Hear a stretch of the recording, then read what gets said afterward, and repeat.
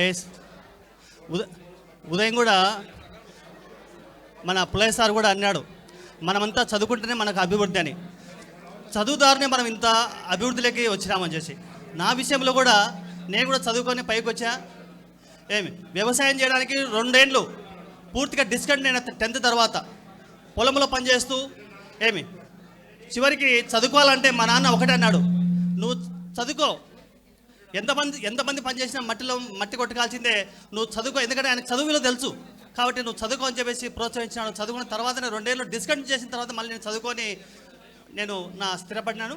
కాబట్టి భర్తవారి కూడా ఉదయం సార్ కూడా చెప్పాడు, చదువు యొక్క ఆవశ్యకత, చదువు మనందరూ చదువుకోవాలి, వీళ్ళందరూ చదువుకున్న వల్లే మనంతా వచ్చాం.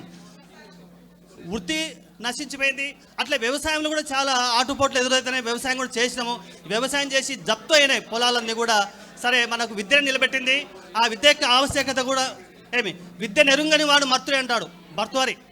విద్య నెరుంగని వాడు మర్తుడే అంటే విద్య రానటువంటి వాడు మనిషేనా అని. కాబట్టి విద్య యొక్క ఆవశ్యకత మనందరికీ తెలుసు. కాబట్టి ప్రతి ఒక్కరు చదువుకోవాలి. మీ పిల్లలు కూడా చదివించండి. విద్య నిగూఢ గుప్తమగు విత్తము, విద్య నిగూఢ గుప్తమగు విత్తము రూపము పురుషాలికి. విద్య నిగూఢ గుప్తమగు విత్తము రూపము పురుషాలికి. విద్య యశస్సు భోగకరి, విద్య యశస్సు భోగకరి. విద్య గురుండు విదేశ బంధుడు. విద్య విశిష్ట దైవతము,